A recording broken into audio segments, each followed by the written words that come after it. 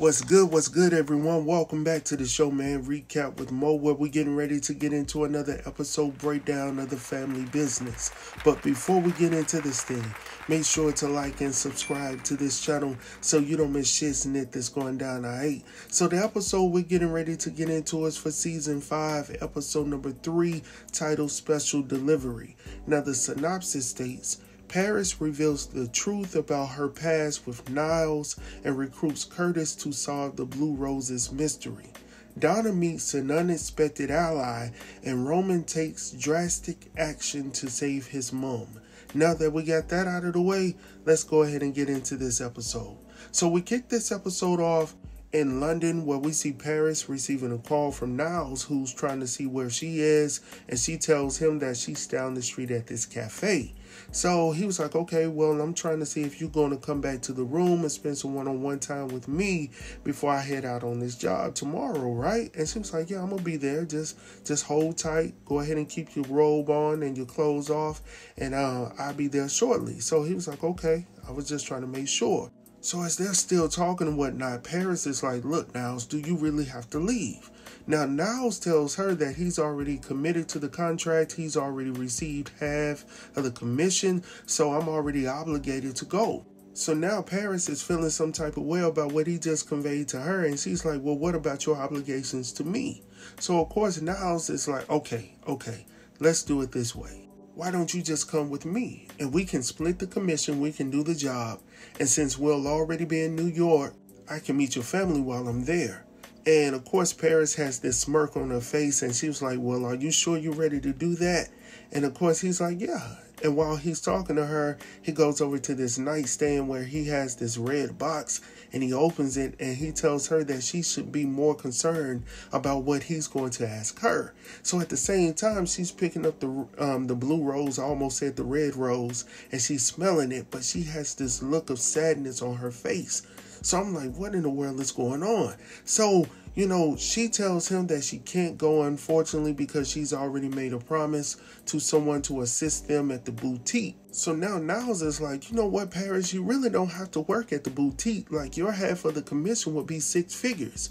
And she was like, well, I know, but, I'm just trying to be more responsible. She's making all of these excuses why she cannot come with him on this job. So I was like, what's the hold up? 6 figures? Sounds good to me, right? So anyhow, as the conversation progresses, you could truly tell that Niles was excited about meeting her family for the first time, and also to pop the question. But I'm sad to tell y'all, he ain't even going he's not even going to live to see that day, because she's sitting outside of his hotel right now, getting ready to blow this brother to smithereens, right? And I was like, please don't do it right now. But of course, she didn't listen to me. And I'm like, come on, Paris, you can't be that heartless. But she was. She hit the button, and she looked right at the camera with no tears on her cheek. And of course, she didn't even turn around. So all you see is fire and debris flying everywhere from behind. And she doesn't even... She's so much of an assassin, she doesn't even turn around to look at the scene. So she leaves that little blue rose on the table and walks off. And then the next thing we see is her waking up in her bed like she's had a nightmare. And I was like, man, it wasn't even real. Or was it? Because now we see her looking over at her nightstand when she got all these blue roses sitting over there, and she's saying somebody's messing with her. So anyhow, going on from there, next we see LC, who's sitting up on his pillow just looking at his wife for a moment, and he got this little smile on his face. And I said, oh, he must put it down last he must put it down last night, because he can't stop smiling, y'all. So he gets up, turns around, looks at his wife Charlotte once again, and he struts off to the bathroom or whatnot. I was like, oh yeah, he feeling good right now. But it's not going to last long, because as he's standing there, he receives a phone call from KD. Now, the purpose of KD's call is to inform him that he's actually down there at the Harris County morgue looking at none other than Jonah's corpse, right? So, of course, LC is like, okay, I'm sorry to hear about that, but why are you calling me? So now KD is like, well, I know that you guys were supposed to meet up the other night around 9 o'clock for you to hand him off the $5 million. And the next thing you know, he turns up dead. So what's going on with that? So anyhow, LC is like, look, man, I ain't even gonna hold you, man. I did it. And now KD is sitting over here like, what did you just say? No, you heard exactly what he said. You heard what he said. He said he did it. So now KD is like, well, I hope it was worth it. And LC is like, well, why is that? So he goes on to tell LC that Jonah had conveyed to Spike Wallace that he was actually meeting him there last night around 9 o'clock. And unfortunately for LC, Spike Wallace got a big mouth. But he tells KD, don't even worry about it, he'll take care of it. By the way, is Spike Wallace the dude that like women with big breasts? And he was like, yeah, but what they got to do with anything? Well, it don't mean nothing right now, but it did get him to thinking about his wife Charlotte back in the bedroom. And he tells KD that he got to go take care of something by waking up his wife and going for round 2 and 3 and 4. So he's back in the game, y'all. So anyhow, from there, we head over to Donna's crib where we see her getting ready to take a little jog around the neighborhood. But before she can even start her workout, she's disturbed and interrupted by Dominique herself, who's standing in her driveway. So, of course, you already know that Donna has to address it. So she was like, do I know you? And Dominique tells her no, but I'm quite sure that you will go back and do your research just as I've done on you. And she introduces herself to Donna, and Donna's like, well, that's all good, but why are you here in my driveway? So she goes on to tell her that, both of our husbands never stood up to LC, and we actually both lost our daughters to the Duncan family. So how would you like to get your revenge on Chippy? Right? And of course, Donna's standing over there like, you had me at revenge, right? So I'm like, hold on, wait a minute. What did I just miss? What did I just miss? Did they have a connection? So obviously Dominique is trying to get people on board with her so she can get back at the Duncan family by any means necessary. So anyhow, moving on from there, we head back over to the Duncans residence where we see everyone gathering for breakfast. And it's always good to have family around, definitely when you have a big family. So everyone's around the table, everybody except Rio at the moment. So everybody's good. Everybody's glad to see Orlando's back in the place. So everybody's having a nice little discussion until Rio shows up. Now, when Rio shows up, first and foremost, everybody's shocked because they're not used to him coming downstairs eating with everybody else because he gets in late, so he gets up late, right? So, of course, they jokingly talk about him being a vampire or whatnot, like he's typically not up in the daylight. So, as I stated earlier, everybody was good. The family conversation was great.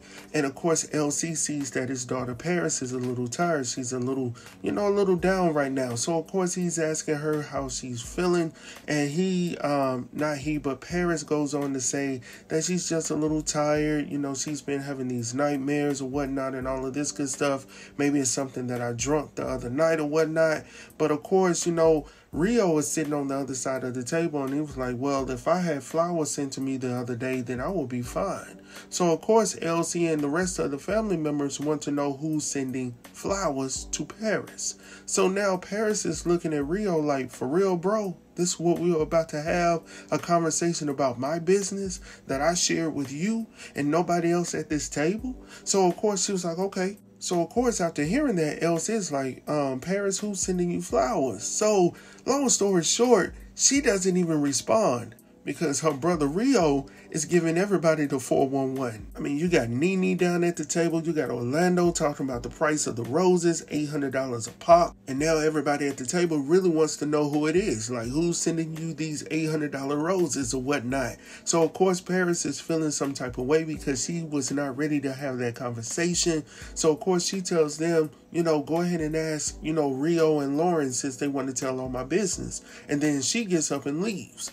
So the next thing you know, Nene is down at the other end of the table asking the whereabouts of Chippy. And she knows exactly where Chippy is because she was there when LC called her and told her to get ready for the night. So she knows exactly what went down. But LC has to let her know that she's going to be down a little bit later, all right? So going on from there, we head over to the hospital where we see Roman coming to check in on his mom's or whatnot, who's in bad shape. So when he gets there, a representative from the hospital informs him that his mother's insurance has lapsed. So, unfortunately, to keep her there, he's going to have to pay out of pocket, which he doesn't have the money right now. But she tells him that he has until the end of the week, or they will have to send her somewhere else for care or whatnot. So he was like, no, I will get you the money. Don't worry about it, right? So anyhow, from there, we head back over to the Duncans residence, where we finally see Chippy coming downstairs to head to the kitchen.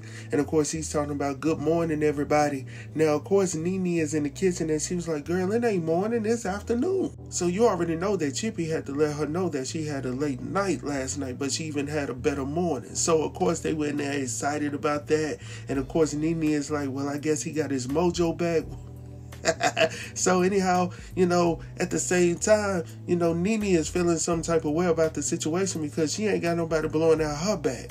And she was like, look, I'm feeling jealous right now. So, of course, Chippy is like, why are you jealous? And she was like, well, I just wish that I knew where my husband was. So she asked Chippy if she can help locate where her husband.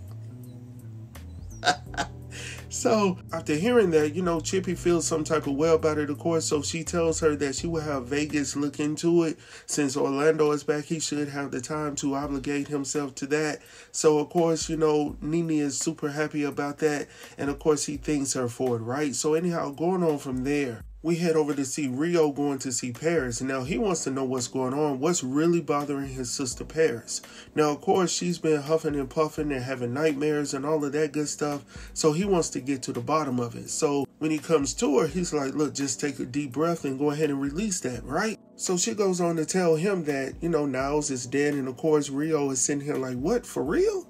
Like, all this time you've been sitting here knowing this and you haven't conveyed anything to me? And of course, Paris is like, yeah, I know, but I just wasn't ready to talk about it. So he was like, hold on, wait a minute. What happened? So she goes on to tell Rio that she found out that he was an assassin for hire. And he was like, what, for real? And she was like, yeah. And he actually took her out on jobs. They split commissions. And of course, it just became a love affair as they were doing their jobs or whatnot. So, of course, from there, she was at, a hotel room one night and she found this envelope. And inside of the envelope, she was trying to see what his next job was. Well, the next job was actually her mother and her father. So there was a photo of LC and Charlotte in the envelope, and that was his job that he was getting ready to do heading to New York. So he would have never met her father and mother anyhow, because the only way he would have met them is through the bullet. So it didn't even matter. You know what I'm saying? He would have never met him anyhow. So anyhow, going on from there, of course, Rio is going to side with her, and he says, you daggone right, family is first by any means necessary. So anyhow, going on from there, next we head over to see LC and LoJack. So LC goes to see LoJack because he needs him to do something for him. But of course, when LoJack sees him, he's thinking that he's coming over to talk about the situation that went down the other day with his wife's car. So of course, LC is like, what's going on with my wife's car? So of course, once LoJack finally figured out that he didn't know anything, he was like, oh man, she was having a little trouble with a ride or whatnot. So I was able to take care of that for her. So no problem. So anyhow, LC goes on to tell him that he needed him to drop off a package for him, and he heard that he was the best to do it. So that's why he's there. And of course, LoJack agrees to do that for him. And he was like, just make sure that it's done. I'm trusting you with it, right? So anyhow, going on from there. Next, we head over to see Dominique joining Antonio in the pool. Now, he wants to know if she was able to make a new connection today, or a new friend in his words, right? So he was talking about the situation with Donna. So, of course, she tells him that everything is good, it's going as planned, and she's on board. So, of course, he's like, well, what about her son, Junior? Because if they don't have Junior, then there's no need to have his mom's Donna, right? So anyhow, she tells him not to worry about it. So while they're in the midst of still conversating and whatnot, Antonio receives a phone call from Rocco conveying to him that they have no idea where Ruby, Vinny, or the kid is. And Orlando just so happens to be back in New York. So of course he was like, oh really? So he was like, okay. this is what I need y'all to do. We need to meet up later on tonight. So go ahead and pick up Lil Pete and all the rest of those jokers and meet me later on tonight. So anyhow, once he gets off the phone, Dominique, who's still sitting there, is like, what's up? Like, what's going on? So he conveys to her that he's going to have to put Orlando down tonight. So, of course, she gets excited about the news. And she was like, oh, yeah, that turns me on. Can I come? Can I watch? And I'm like, Dad, go for real. She wants revenge by any means necessary, y'all. Any means, right? So anyhow, going on from there, we head back over to the church where we see Rio and Nevada. Now, in the previous episode, Chippy and her son Rio were carjacked by two gentlemen. One just so happened to be the nephew of LoJack, all right? So Rio wants to figure out who did what, but his mom has already told him to leave it alone. Nevada knows that as well because he was in the car that came to pick them up. So, of course, Rio is like, look, I need you to assist me with the cameras. And, of course, Nevada is like, man, those cameras are so old. Like, you're not going to be able to pull anything off of those, right? So he was like, look, man, just follow my lead. Do what you can. So, anyhow, they decide to go ahead and head into the office where they immediately run into Chippy's friend. Now, of course, he's like, where's Chippy? Why are you guys here? Now, Rio tells her that he's there to find out a little more information about her son. Now, in the previous episode, she was trying to hook, Rio and her son up. So, of course, Chippy and her were on board with it, right? So, anyhow, he's using that as the distraction to allow Nevada to get on the computer and access the cameras. So anyhow, that's what happens. He's able to download the video to his scan disk and go from there. So by the time they get out of the office, he's complimenting her son. And she was like, yeah, just make sure to call him. And he was like, I definitely will in a couple of days. So anyhow, from there, once they get outside, Rio then turns to Nevada and he's like, hey, man, were you able to get it? Now, of course, Nevada is sitting there like, man, come on, man. Don't question me about no technology. Not me. So anyhow, going on from there, we head over to see LoJack being dropped off by one of his security guards. Now, of course, the security guard lets him out of the vehicle, and LC is like, man, you are excused. You can go about your business. Now, of course, the security is like, man, I can't leave you here. And, of course, LC is like, no, it's a direct order. Do what I'm asking you to do. So, anyhow, after the security guard leaves, LC is like, okay, LoJack, let me see if you are able to follow instructions. So I was like, what did you give him? So, of course, he looks around this lot that has all of these vehicles on it, and he locates this BMW, and he jumps in and drives off. So, of course, as I'm watching this, I can only think of one or two reasons why a brother would purchase a vehicle or possibly purchase a vehicle and then just drive off. Like, what is he about to do with this vehicle? Who knows, man? But anyhow, we head over to the Duncan residence where we now see Paris with one of those blue roses in her hand or whatnot. She's walking through the courtyard when she sees Curtis over there playing basketball on the court. So she sits down at this table, and of course Curtis sees her as well, but obviously he can tell something isn't right with Paris, so he comes over and sits down with her. So initially, she's sparking up a little conversation talking about, hey, I heard, Aunt Nene and my mom's talking about you trying to go back to Waycross and whatnot. So Curtis is like, yeah, I'm definitely looking to go back because right here I'm doing nothing. And back there I had a life, I had a profession as a bounty hunter. Like, I just enjoyed what I was doing. So, of course, Paris hearing this, it's like, okay, well, how would you like to do something for me? So he was like, name it. So, of course, she shows him the rose, and he was like, okay, what does this have to do with what you need me to do, right? And I'm like, yeah, right. So, anyhow, she was like, look, the person that was sending me these roses is not supposed to be in the land of the living right now. So, I need you to see if somebody is messing with me or if this person is still alive. So, of course, he was like, well, how do you know he's unalived? And she was like, well, I was the one that did him in. And he was like, well, he definitely should be a ghost, right? So anyhow, he agrees to do it. And he tells her that he will leave out in the morning to go to Europe. So, of course, after hearing that, she's excited. The only thing she wants him to remember is that this must stay between us. She doesn't want anybody in her business. So, of course, he's like, I got you. So, anyhow, going on from there, next we head over to the Hellfire Club where we see Junior is still in the building. Like, bro, go somewhere else and stop burning your money, right? So, anyhow, he's there with the same woman, it looks like. So, obviously, he's feeling her. But there's somebody else there as well. So he looks over to the other sofa and he's like, hey, bro, what's your name? Now, this guy tells him that his name is Spike Wallace. And I was like, uh-oh. So anyhow, Spike tells him that he came all the way up from Clarksville, Tennessee. So, of course, Junior's like, man, that's far away. And he was like, yeah, but for the next 48 hours, I'm about to enjoy myself because there's nobody within a 5-state radius that can tell on me, of course. So, of course, he gets up and leaves. And, of course, Junior's like, it's my turn to enjoy the entertainment. And I'm sitting here like, bro, just go home. Like, call your wife. Do something different than spending your loot at this place. But I digress. But anyhow, going on from there, next we head over to see Roman and Darnell. Now, they run up from behind on this guy who's walking into this gated area. Now, I'm assuming it was a house or an apartment or something like that. So they run up from behind and put that thing to his head. And once he heard that click, he already knew to stop in his tracks. So, of course, Roman goes upstairs to check out the scene and whatnot. And Darnell tells him to hand over the bag or whatnot. He's like, what's in the bag? Old boy conveys to him that it's his lunch. He was like, well, your lunch is my lunch now. So go on and give me that bag. Long story short, they don't allow old boy to live. He's gone and they run off. And I'm like, Dad, gone. Now, you can obviously tell at this time that Roman was shook by the situation. Like, it looked like he had never seen that part of, the situation go down. So maybe he's a newbie to this part of it.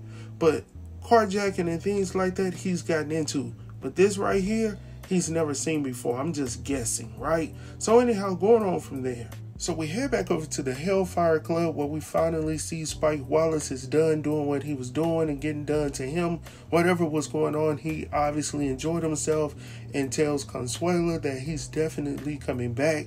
And this time it'll be on his own dime. So obviously he went through somebody else's money while he was there. So anyhow, as he's leaving, he throws his bag to this guy that's, dressed up in a suit and has on a little hat. So I was like, okay, maybe that's the driver. But you can obviously tell from the back that it's LC. And I was like, this is what old boy had planned all along. I said, daggone it, LC. So, Spike Wallace is walking out after he throws the bag to him, gets in the ride. And of course, LC turns around and all you see is the eyes. He's trying to make sure don't nobody see him. And I was like, this brother is do what you gotta do, because he already knew from the previous episode. No, earlier this episode. Remember when he said that's the one that like the big chest women? So obviously he knew that he would end up. Maybe it was his dime that got him to the Hellfire Club. I'm just thinking out loud. I'm sorry, y'all. Maybe that's what it was. We'll see. But anyhow, going on from there, man. We see Roman and Darnell riding along on the road. They super excited about what just transpired, of course. And of course, Darnell is, telling him that, hey man, you have my back. Like, you're definitely in the crew or whatnot. And that was Roman's question. Like, am I down with y'all? And he's like, look, man, you could have taken the money. You could have got me after he got him and all of that stuff. Like, you're definitely down with the crew. So, of course, from there, he asked him what he wanted to do with his half. And he tells him that, hey, man, I told you when I sat down with you that my mom is sick. So I'm taking all of my half and taking it to the hospital, of course. And he was like, dang, good thing there's more money where that came from, right? So, of course, he was like, yeah, definitely. So, anyhow, he was like, well, what you getting down with tomorrow? Now, of course, he's like, man, I'm pretty much doing nothing. I'm going to just chill out or whatnot. Now, Darnell is like, absolutely not. Like, we got a whole situation going down. We're going to get it popping because that's what he's going to use his money on is partying. Like, bro, no investments, no nothing. That's what you're about to do with the money that you just came up on. We got to do better, y'all. So anyhow, talking about doing better. We see that LC is doing better because he's already handled his business with Spike Wallace, got him laid out on the back seat. And I'm like, dang, like, oh, I said, oh boy, work quick. So anyhow, he's waiting on Chippy to pick him up. And he's like, dang, Chippy, where are you? And I'm like, yeah, hurry up. Because honestly, y'all, I do not trust KD at all. I honestly feel that he's watching everything that's going on for his benefit. Even though he was at the Hellfire Club the other night, I honestly feel like he has eyes on LC. That's just how I feel, right? So anyhow, Chippy finally shows up. And of course, you know, he's looking at her, she's looking at him. And of course, he got all these questions because she was like, where's your car? That's not your car. So he tells her that he had a little car problem, you know, going on. So he had it towed back to the auto dealership. So she was like, okay. So anyhow, why are you in that car? So he really doesn't tell her anything about it, but he's looking at her and he was like, it's a beautiful night. And she was like, it sure is. So while he's looking at her and looking at the moon at the same daggone time, he was like, pull this car over. She was like, for real? He was like, man, look, I'm 60. I'm over 60 and I don't get it like this all the time. So we got to do like the young folks do and say, hey, let me get it in while I can fit it in. And of course he's like, she's laughing about it, but he's serious. So he tells her there's a little dirt road up ahead. Just go ahead and pull over there. And I was like, man, y'all be careful, but do what you're going to do, man. That's your wife. I ain't mad at you. But anyhow, going on from there, y'all, we head over to the dealership where we see Orlando, who's getting ready to get into this car, but he's interrupted by Antonio and his goons, all right? So, of course, Antonio is like, look, man, I don't want no problems, but I just need to talk to you, and I need you to get into this car.